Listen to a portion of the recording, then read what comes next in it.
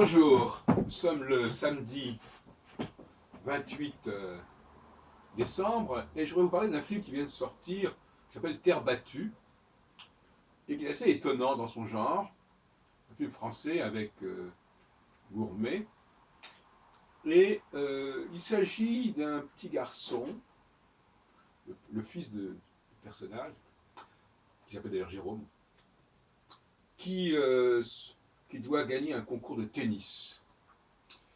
Et finalement, il va rien trouver de mieux que de verser du somnifère dans la gourde de son adversaire pour pouvoir gagner.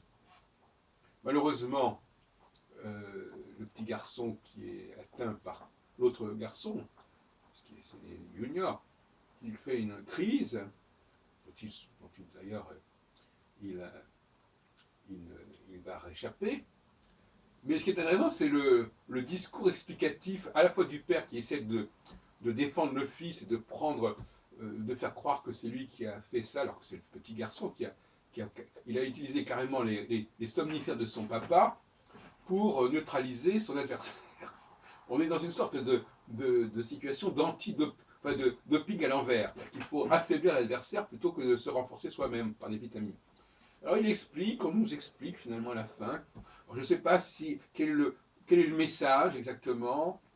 On ne sait pas très bien, c'est assez ambigu. On nous explique que oui, c'était injuste, qu'il y en ait un qui soit plus fort que l'autre, et donc par conséquent, l'autre était plus petit, ceci, cela, et donc par conséquent, il était relativement juste de verser quelque chose pour affaiblir l'adversaire, pour que comme ça, il soit à chances égales. Et le petit garçon, il dit à peu près la même chose. Il dit ben oui, mais moi je voulais gagner, et puis l'autre, il était trop fort, alors il a bien fallu que je fasse quelque chose. Voilà. Donc c'est un message intéressant, parce que quelque part, il est symbolique de notre société, n'est-ce pas? Quand quelqu'un est trop bon, eh ben, on essaie de l'affaiblir, hein.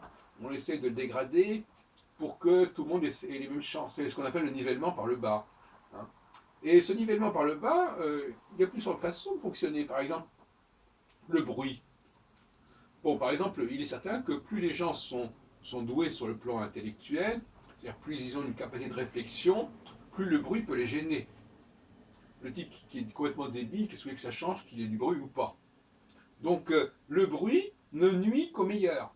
Si dans un endroit il y a du bruit, notamment des gens qui parlent, qui discutent à voix haute, dans quelle que soit la langue d'ailleurs, parce que le bruit c'est du bruit, eh bien ça affaiblit les meilleurs. Ce serait un point intéressant à étudier, des sociétés qui sont pathogènes de ce point de vue-là, c'est-à-dire qui, par le bruit ambiant, empêchent les gens de réfléchir, et je dirais même plus, empêchent les gens de prendre conscience qu'ils sont capables de réfléchir, ce qui est beaucoup plus grave. Quand quelqu'un a l'habitude de réfléchir, bon, il voit bien qu'à un moment donné, il y a un obstacle. Mais ce qui est important, c'est de laisser cette réflexion commencer à émerger dans la tête d'un enfant. Et si cet enfant est constamment dans le bruit, il ne prendra même pas conscience de cette capacité qu'il a. Et à ce moment-là, la société va s'affaiblir. Ce qui explique, par exemple, je ne sais pas ce qui s'est passé en Orient à un moment donné où les choses ont été bloquées. Pourquoi elles ont été bloquées? Parce qu'il y a eu une carence de génie, il y a eu une carence de gens capables de réfléchir et de nettoyer, comme j'emploie cette expression désormais, de nettoyer les choses pour les faire avancer. Qu'est-ce que c'est que le progrès scientifique sinon un processus de nettoyage où on enlève tout ce qui a été, tout ce qui n'est pas acceptable, tout ce qui a été rajouté de manière, tout ce qu'il faut, toute la crasse, il faut enlever toute la crasse, il faut décrasser. Et s'il n'y a personne pour décrasser, eh ben, ça se fait aux dépens de toute la société qui va se trouver sclérosée. Donc le bruit, c'est un obstacle extrêmement important, c'est une pollution effarante, mais qui n'affecte finalement qu'une élite. Et donc par conséquent, dans un groupe où il y a beaucoup de bruit, finalement il y a très peu de gens qui se plaignent. Parce que, qu'est-ce que ça veut dire? Ça veut dire que moi, par exemple, j'ai remarqué que si je lisais un ouvrage, eh bien, ma capacité cérébrale de réflexion, de pensée, va être affectée par le bruit. C'est-à-dire que je ne vais pas pouvoir profiter de la qualité de l'ouvrage pleinement. Donc finalement, je ne vais pas pouvoir me nourrir pleinement. me nourrir non seulement parce que je ne vais pas absorber ce que me dit le livre, mais surtout parce que je ne vais pas activer en moi ce que le livre pourrait provoquer en moi. Je ne vais pas activer ma réflexion. Ce n'est pas simplement se gaver de connaissances, c'est aussi digérer ces connaissances, les intégrer.